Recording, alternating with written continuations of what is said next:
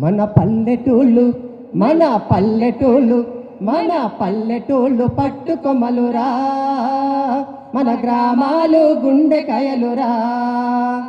మానవాళి మనుగడకు మూలమైనది భూమిరా, మానవాళి మనుగడకు మూలమైనది భూమిరా. ఆ భూమికి విషం కూడు పెట్టబోకురా.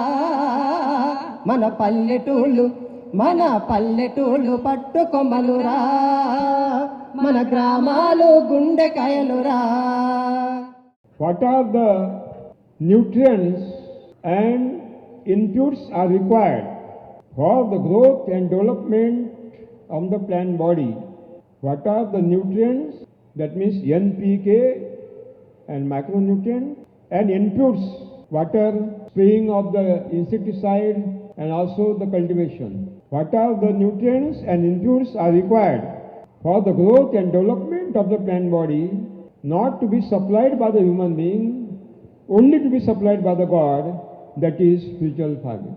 మొక్క ఎదుగుదలకు కావలసినటువంటి పోషకాలు అవి ఎన్పికే కావచ్చు, అలాగే ఇతర వనరులు అంటే మొక్క ఎదుగుదలకు అభివృద్ధికి కావలసినటువంటి పోషకాలు, ఇతరములైనటువంటి వనరులు అది నీరు కావచ్చు, అలాగే క్రిమి సంహారకాల పిచికారీ కావచ్చు, లేదు దున్నడం కావచ్చు. ఇవేవి కూడా మనిషి చేయడు, భగవంతుడే చేస్తాడు. ఇది ఆధ్యాత్మిక వ్యవసాయం. Now I know, after listening this clarification, definitely there will be Himalayan question in the mind. Himalayan question in the mind, nothing to be utilized by human being. Everything will be given by the God. That means cultivation will be given by the God. Urea also will be given by the God. Phosphate, potash also will be given by the God. Even macronutrients will be supplied by the God. And compost, vermicompost, cow dung manure also will be given by the God. Spray also will be done by the God. Watering also will be done by God. How it is possible? How it is possible? There will be Himalayan question in your mind. ఈ విషయం అనడంతోటే మీ మనసులో ఒక సందేహం కదులుతుంది. అదేమిటి, మొక్కకు కావలసినటువంటివన్నీ దేవుడే చేస్తాడా? అంటే పంటకు కావలసినటువంటి దున్నడం కావచ్చు, యూరియా కావచ్చు, ఫాస్ఫేట్ పొటాష్ కావచ్చు, సూక్ష్మ పోషకాలు కావచ్చు, కంపోస్ట్, వెర్మి కంపోస్ట్, పేడ ఎరువు, అలాగే సాగునీరు, ఇవన్నీ కూడా దేవుడే ఎలా చేస్తాడు అనే గంభీరమైనటువంటి ప్రశ్న మీ మనసులో ఉదయిస్తుంది. Those who are having this question in their mind, definitely they are not spiritual. They are not spiritual. They are rationalist, pakhandi, nastic. మీలో ఎవరెవరికైతే ఈ సందేహం కలిగిందో, మొక్కకు కావలసినటువంటి మొక్క ఎదుగుదలకు కావలసిందంతా దేవుడే ఇస్తాడు అంటే కూడా ఎవరికైతే మీలో సందేహం కదిలిందో వారందరూ నాస్తికులు అని లెక్క. I will give one example. Dense forest is the nature. You go to the dense forest. There is a huge tree of mango, tamarind or any other fruit with uncountable fruits, export quality fruits, without any human existence and without any human assistance. దీనికి ఒక ఉదాహరణను గమనిద్దాం. మీరు ఒక దట్టమైనటువంటి అడవికి వెళ్ళి చూస్తే అక్కడ ఒక విశాలమైనటువంటి వృక్షం, చాలా పెద్ద చెట్టు, అది మామిడి కావచ్చు, చింత కావచ్చు, నేరేడు కావచ్చు, అటువంటి భారీ వృక్షాలు మీకు కనిపిస్తాయి. అవి లెక్కలేనటువంటి పండ్లతో, అవి కూడా ఎగుమతి రకానికి చెందినటువంటి ఎంతో పోషక విలువలు, ఔషధ విలువలు ఉన్నటువంటి పండ్లతో మీకు అక్కడ అడవిలో ఆ పెద్ద చెట్టు కనిపిస్తుంది. అయితే అక్కడ మనిషి అస్తిత్వం కానీ మనిషి సహకారం కానీ ఆ చెట్టు ఎదుగుదలకు ఏమీ ఉపయోగపడలేదు. You cut down any leaf of any plant in the forest and investigate in the laboratory, in the any world, you will not see any deficiency of the nitrogen, no deficiency of the phosphate, no deficiency of the potash, and no deficiency of the micronutrients. అడవిలో ఉన్నటువంటి ఏ మొక్క నుంచి ఏ ఆకునైనా తీసుకుని మీరు ప్రపంచంలో ఏ ప్రయోగశాలలోనైనా పరిశోధించి గమనిస్తే అందులో నైట్రోజన్ యొక్క కొరత కానీ, ఫాస్ఫేట్ యొక్క కొరత కానీ, పొటాష్ యొక్క కొరత కానీ, లేదు సూక్ష్మ పోషకాల కొరత కానీ మీకు కనిపించదు. That means the forest trees are available nitrogen, phosphate has got, potash is available, micronutrients are available. Who has given? Who has given? There is no human existence there. That means human being has not given, has not supplied. Who has given? Given by the God, given by the nature. అంటే ఆ అడవిలో ఉన్న మొక్కలకి nitrogen అందింది, phosphate అందింది, potash కూడా కావలసినంత అందింది. అలాగే సూక్ష్మ పోషకాలు కూడా ఆ మొక్కలకు కావలసినవన్నీ కూడా అందినవి. మరి వాటికి ఆ పోషకాలను ఎవరిచ్చారు? మనిషి అయితే ఇవ్వలేదు, ఎందుకంటే మనిషి అక్కడ లేడు. కాబట్టి వాటికి ఆ పోషకాలు దేవుడి చేతనే నేరుగా అందాయి. If it is the universal truth that without any human assistance and existence, the forest trees are getting all nutrients given by the God, not given by the human being, that means there is a self-reliant, self-developing, self-nourishing system of the God by which all the nutrients are available naturally. There is no any role of the human being in the growth and development of the plant body. కాబట్టి ఈ విషయాన్ని గమనిస్తే, అంటే అడవిలో ఉన్నటువంటి మొక్కకు కావలసినటువంటి పోషకాలన్నీ కూడా మానవుడి మనుగడ లేదా సహకారం లేకుండానే అందినవి. అంటే దీన్ని పరిశీలించినప్పుడు మనకు అర్థమయ్యే సత్యం ఏమిటంటే, ప్రకృతిలో తన మీద తానే ఆధారపడినటువంటి స్వయం ఆధారితమైనటువంటి, అలాగే తనకు తాను పెంపొందించుకునేటువంటి స్వయం సమృద్ధమైనటువంటి, అలాగే తనంతట తానే పోషించుకునేటువంటి స్వయం పోషకమైనటువంటి శక్తి, ఒక వ్యవస్థ ప్రకృతిలో భగవంతుడి చేత కల్పించబడింది అన్న సత్యం దీన్ని బట్టి మనకు అర్థమవుతుంది. There is no any contribution of the human being in the growth and development of the plant body. మొక్క శరీరం యొక్క ఎదుగుదలకు, అభివృద్ధికి అక్కడ మనిషి సహకరించిందంటూ ఏమీ లేదు. Only natural system develop the plant. Only the system of the God develop the plant, and that system is self-reliant, self-developing and self-nourishing. కాబట్టి వాటికి ఒక ప్రకృతి సిద్ధమైనటువంటి వ్యవస్థయే, వాటికి కావలసినటువంటి భగవంతుడి వ్యవస్థలోని ఒక ప్రకృతి సిద్ధమైనటువంటి సహజ సిద్ధమైనటువంటి వ్యవస్థ వల్లనే వాటికి కావలసినటువంటి పోషకాలన్నీ కూడా అందాయి. కాబట్టి ఈ ప్రకృతిలో సహజ సిద్ధంగానే స్వయం ఆధారితమైనటువంటి, స్వయం సమృద్ధమైన, స్వయం పోషకమైనటువంటి ఒక వ్యవస్థ దానంతటదే ఉంది అని మనం గుర్తించాలి. The human interference in the natural system, the human interference in the system of the God, and that is called technology. భగవంతుడి వ్యవస్థలో మానవుడు కలగజేసుకోవడం, మానవుడు తలదూర్చడం, దీన్నే సాంకేతికత అంటారు. So technology detach the human being from the nature, from the God. That means technology is not spiritual. Technology is a challenge to the God. కాబట్టి సాంకేతికత అనేటువంటిది మనిషిని ప్రకృతి నుంచి, దేవుడి నుంచి దూరం చేస్తుంది. కాబట్టి ప్రకృతి నుంచి దూరం కావడం, దేవుడి నుంచి, దేవుడి వ్యవస్థ నుంచి దూరం కావడమే సాంకేతికత. కాబట్టి సాంకేతికత అనేది ఆధ్యాత్మికత కాదు. During my college life, I was working in tribal people. There was my project, what is the impact of ecosystem in the forest on the lifestyle of the tribal people, and that was my project.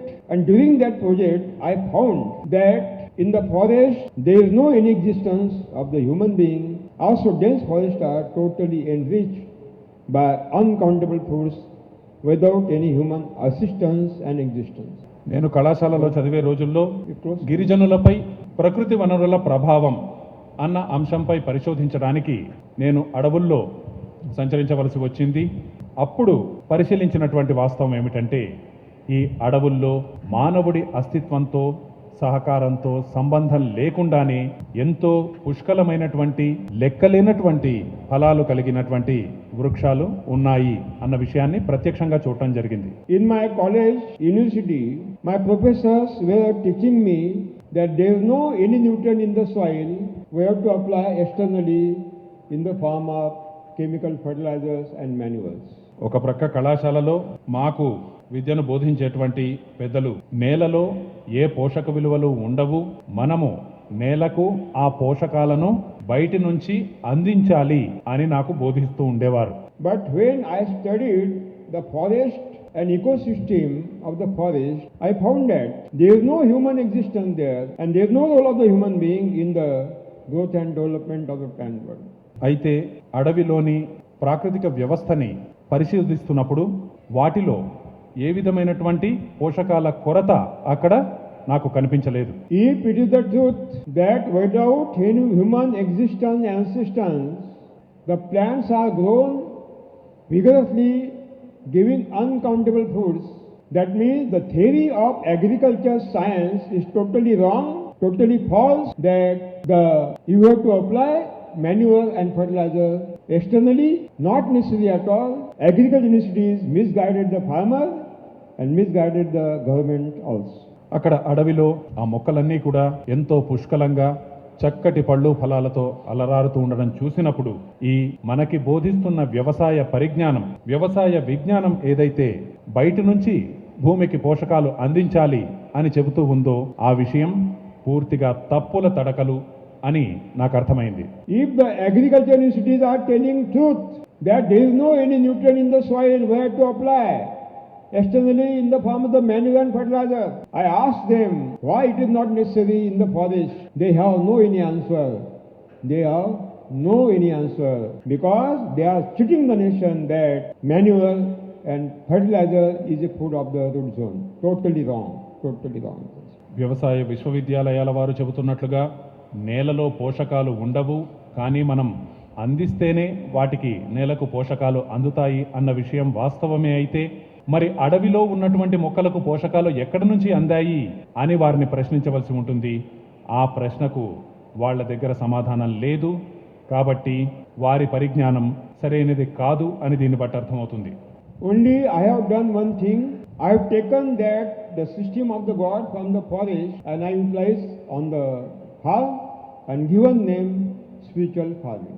నేను చేసినది ఒక్కటే, అడవిలో నేరుగా భగవంతుడి చేత ఎటువంటి వ్యవస్థ అయితే కల్పించబడి ఉందో దానినే అడవి నుంచి తీసుకువచ్చి అందుకు ప్రతిరూపంగా ఇంటి దగ్గర దాన్ని ఉన్నట్లుగా నిర్మించడం జరిగింది.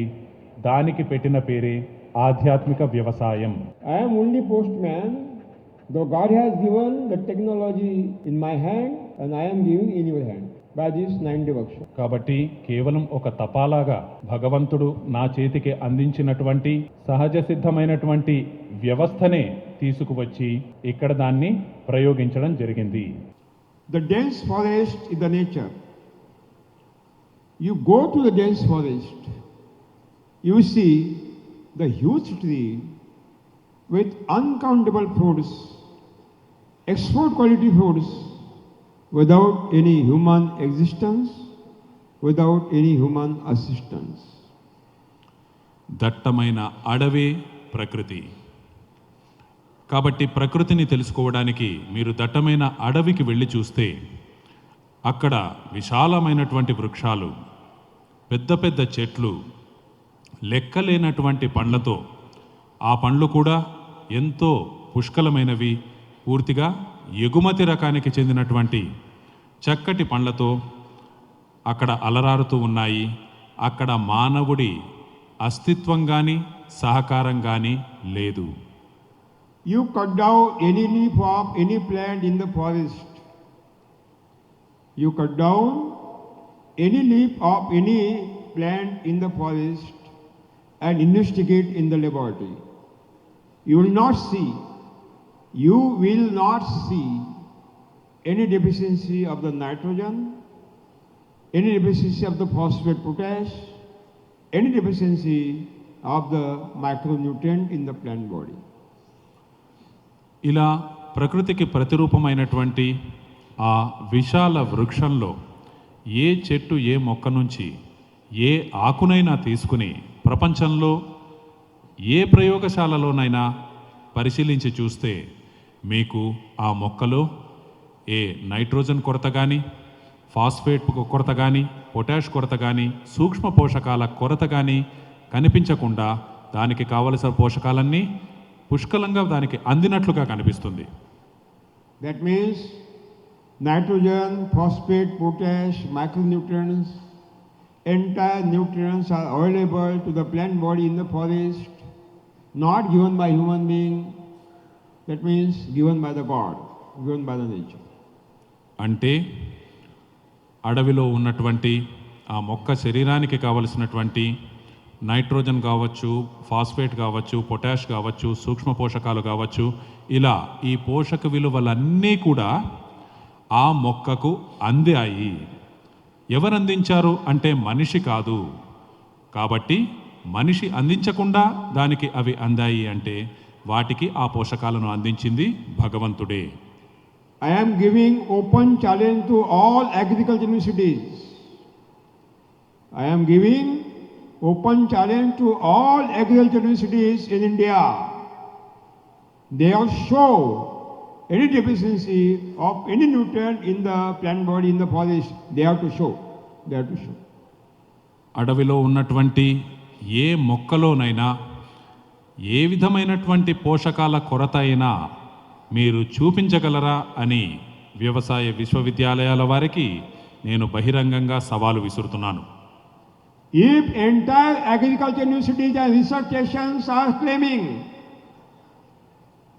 that none of the nutrient is existed in the soil, we have to give all nutrients in the form of the chemical fertilizer manure.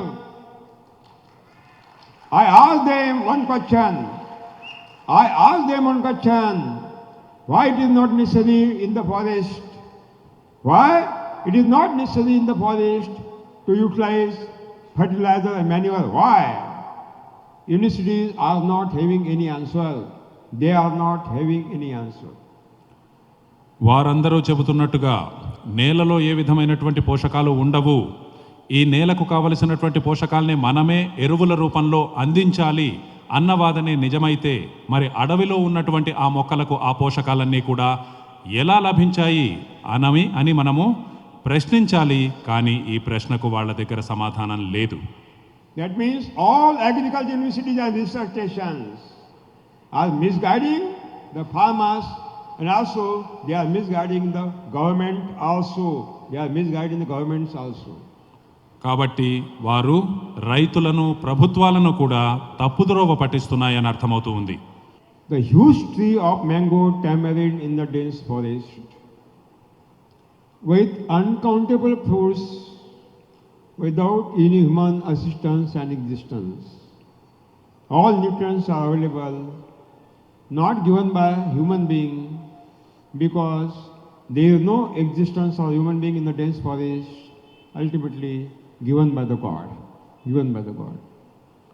కనుక మిత్రులారా, ఆ దట్టమైన అడవిలో ఉన్నటువంటి మామిడి కావచ్చు, చింత చెట్టు కావచ్చు, నేరేడు చెట్టు కావచ్చు, ఏదైనా కూడా ఆ చెట్టుకి పుష్కలంగా కాయలు, పండ్లు ఉన్నాయి. ఆ మొక్క శరీరంలో ఏ విధమైనటువంటి ఆ చెట్టుకి పోషకాల కొరత అనేటువంటిది ఏమాత్రం లేదు. కాబట్టి ఆ చెట్టుకు కావలసినటువంటి పోషకాలన్నీ కూడా ఎంత మోతాదులో అయితే కావాలో అంత మోతాదులో వాటికి అందినట్లు తెలుస్తూ ఉంది. మరి వాటిని అందించినది మనిషా అంటే మనిషి అక్కడ లేడు, కాబట్టి వాటికి మనిషి అందించలేదు అని అర్థమవుతూ ఉంది. మనిషి అందించకుండానే ఆ మొక్కకు, ఆ చెట్టుకు ఆ పోషకాలు అందాయి అంటే అలా అందించినది భగవంతుడే అని మనకు తెలుస్తూ ఉంది. All agriculture universities and research stations are claiming that water is required for the body of the plant. So you have to give the irrigation water, otherwise your plant will be dried, your crop will be dried. They are claiming. అలాగే వారు మీ మొక్క శరీరానికి నీరు కావాలి, కాబట్టి మీరు నీరు భారీ స్థాయిలో పొలానికి అందించకపోతే మొక్కలు చనిపోతాయి నీటి కొరత వల్ల అని చెబుతూ ఉంటారు. You go to the dense forest in summer, in May, in 48 degrees centigrade temperature also, you will not see any trace in the leaves of water. No trace, no leaves are drying with full greenery, uncountable fruits. అలాగే మరటువంటప్పుడు మీరు అడవికి వెళ్ళి పరిశీలిస్తే మే నెలలో ఉష్ణోగ్రత 48 డిగ్రీల centigrade వరకు ఉన్నప్పుడు కూడా మీరు అక్కడికి వెళ్ళి చూస్తే ఆ ఆకులన్నీ కూడా ఆ చెట్టు ఆకులు పచ్చగా కళకళలాడుతూ ఉంటాయి. ఏ ఆకులోనూ నీటి కొరత అనేటువంటిది కనిపించదు. There is no irrigation in the forest. There is no irrigation in the forest. Why there is no trace in the leaves? Why there is no trace in the leaves? I would like to ask this question to the agriculture universities. మరి అక్కడ అడవులకు సాగునీరు దున్ని సాగునీరు అందించడం అనే పని ఎవరూ చేయలేదు. అలా సాగునీటిని అందించకపోయినా కూడా మరి ఆ నీటి కొరత ఆ మొక్కలకు లేదు అంటే అందుకు కారణం ఏమిటి అని మనం వారిని ప్రశ్నించవలసి ఉంది. In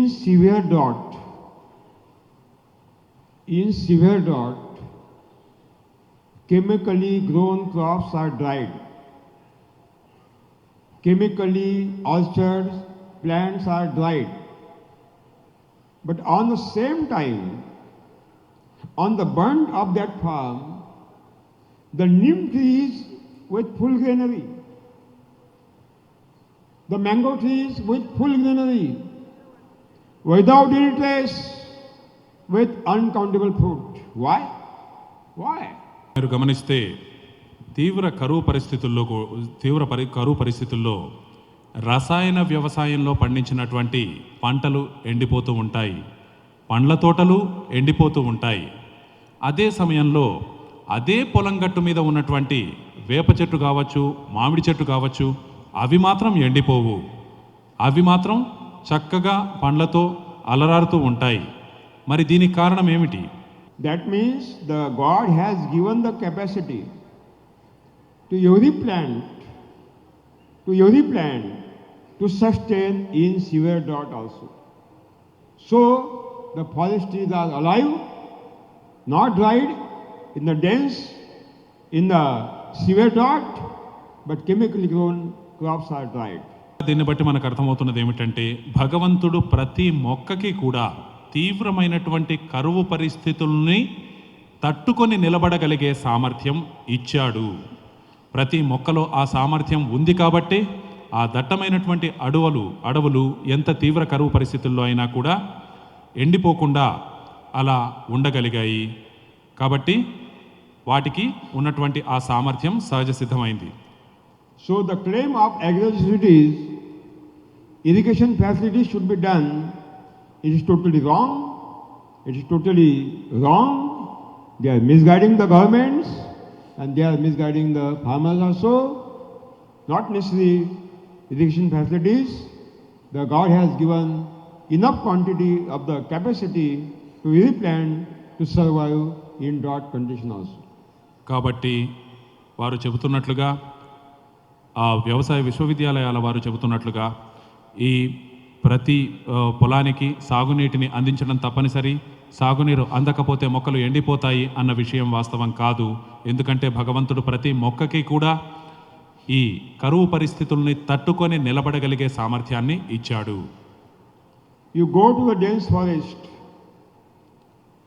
The agriculture universities claim the insect are attacked, diseases are coming. To cure the plant, you have to spray insecticide and fungicide. Otherwise, plants cannot be survived. అలాగే వారు చెబుతూ ఉంటారు, ఈ మొక్కలకు మీరు ఈ పురుగుల మందులు, క్రిమిసంహారకాలు వాడకపోతే వాటికి రకరకాల చీడలు, తెగుళ్ళు వచ్చేటువంటి అవకాశం ఉంటుంది. కాబట్టి మనం ఖచ్చితంగా ఈ పురుగుల మందుల్ని, క్రిమిసంహారకాలని వాడాలి అని చెబుతూ ఉంటారు. You go to the dense forest, you will see no insect attack on the forest plant, no disease attack on the forest plant. Nobody is spraying insecticide there, nobody is spraying fungicide there. Why there is no attack? That means this claim of the agriculture is totally false, totally wrong. That to cure the diseases and insect attack, you have to spray insecticide and fungicide. It is totally wrong. Agriculture are misguiding the farmers and also misguiding the governments also. కానీ మీరు అడవిలోకి వెళ్ళి పరిశీలిస్తే అక్కడ ఉన్న మొక్కలకి ఏ చీడలు కానీ తెగుళ్ళు కానీ మీకు కనిపించవు. కానీ అక్కడ ఏ పురుగుల మందులను శిలీంద్రనాశనంలో అక్కడ పిచికారీ చేసిన వాళ్ళు ఎవరూ లేరు. అయినా కూడా వాటిపైన ఏ చీడపీడలు ఆశించడం అనేటువంటిది జరగలేదు. కాబట్టి మీరు ఈ పురుగుల మందులను, ఈ శిలీంద్రనాశనులను, క్రిమిసంహారకాలను చల్లకపోతే వీటికి రకరకాల చీడలు తెగుళ్ళు వస్తాయి అని ఏదైతే వారు చెబుతున్నారో అది పూర్తిగా అవాస్తవం. Agriculture universities claim and suggest to the farmers, you have to plow the soil by Rakshasa tractor, you have to take the deep plowing, you have to cultivate the soil, otherwise you will not get the production. అలాగే వారు మన పొలాన్ని చాలా లోతుగా ఈ ట్రాక్టర్ను ఉపయోగించి దున్నాలి, అలా దున్నడం తప్పనిసరి, లేకుంటే సత్ఫలితాలు రావు అని చెబుతూ ఉంటారు. You go to the dense forest, there is no cultivation at all, no plowing, no harrowing, no internal cultivation practices, uncountable fruits. Why? If agriculture institutes claim without cultivation you will not get the fruit production, there is no cultivation in the forest. Why? The trees are with uncountable fruits. That means you have to do the cultivation. This claim is totally wrong. Agriculture institutes are misguiding the farmers, also they are misguiding the governments also. మీరు అడవికి వెళ్ళి చూస్తే అక్కడ ఎవరూ లోతుగా దున్నినటువంటి వాళ్ళు ఎవరూ లేరు. అక్కడ ఈ మానవుడి ప్రమేయమే లేదు. కాబట్టి అయినప్పటికీ అక్కడి చెట్లు చక్కగా పళ్ళతో నిండి కనిపిస్తాయి. కాబట్టి మీరు లోతుగా పొలాన్ని దున్ని ఈ మొక్కలను నాటితేనే మీకు చక్కటి ఫలాలు వస్తాయి అని ఏదైతే వారు చెబుతున్నారో అది వాస్తవం కాదు. అలా చెబుతూ వారు రైతులను, ప్రభుత్వాలను కూడా తప్పుదోవ పట్టిస్తున్నారు. On the contrary, our experience is totally different. The number of bags is increasing every year per acre of urea, phosphate, potash, and number of production bags is decreasing continuously. అయితే మన అనుభవం పూర్తిగా అందుకు విరుద్ధంగా ఉంది. ప్రతి ఏడు మనము పొలానికి వేస్తున్నటువంటి ఈ ఎరువుల మోతాదు రాను రాను పెరుగుతూ ఉంది. యూరియా, ఫాస్ఫేట్, పొటాష్ల మోతాదు పెరుగుతూ ఉంది. మరోవైపు దిగుబడి రాను రాను తగ్గిపోతూ వస్తూ ఉంది. That means theory, philosophy of Justus Liebig is totally wrong. Liebig is telling lie. Why he is telling lie? Because his name is Lie Bigger. That means who tell big lie, that is Liebig. కాబట్టి ఇలా ఎక్కువ ఎరువులను ఉపయోగిస్తే ఎక్కువ దిగుబడిని సాధిస్తాం అన్నటువంటిది మన అనుభవానికి పూర్తిగా విరుద్ధంగా ఉంది. కాబట్టి ఇలా అతని పేరులోనే ఉన్నట్లుగా ఒక పెద్ద అసత్యాన్ని తాను చెప్పినట్లు అయింది. And on the principles and philosophy of Justus Liebig, Norman Borlaug has established the technology of Green Revolution. And also, as the principle of Liebig is totally false, Green Revolution also is totally false. ఈ justice లైబిగ్ యొక్క ప్రతిపాదించినటువంటి మౌలిక సూత్రాలు సైద్ధాంతికత మీదే ఆధారపడి ఈ హరిత విప్లవాన్ని అంతటినీ మనము అమలు చేయడం వల్ల ఆ మౌలికమైనటువంటి సిద్ధాంతము, మౌలికమైనటువంటి సూత్రాలే తప్పైనప్పుడు దాని ద్వారా ఈ అమలు చేసినటువంటి ఈ వ్యవస్థ అంతా కూడా తప్పే అవుతుంది. Nature is the God. God is the nature. Which is existing in the nature, that is the desire of the God, that is the philosophy of the God, and that is actual the spiritualism. కనుక మిత్రులారా, ప్రకృతే దైవం, దైవమే ప్రకృతి కాబట్టి ప్రకృతిలో ఏదైతే ఉందో అదే భగవంతుడి సంకల్పం, అదే భగవంతుడి సిద్ధాంతం, అదే నిజమైన ఆధ్యాత్మికత. మన పల్లెటూళ్ళు మన పల్లెటూళ్ళు మన పల్లెటూళ్ళు పట్టుకొమ్మలురా, మన గ్రామాలు గుండెకాయలురా. మానవాళి మనుగడకు మూలమైనది భూమిరా, మానవాళి మనుగడకు మూలమైనది భూమిరా. ఆ భూమికి విషం కూడు పెట్టబోకురా. మన పల్లెటూళ్ళు పట్టుకొమ్మలురా, మన గ్రామాలు గుండెకాయలురా.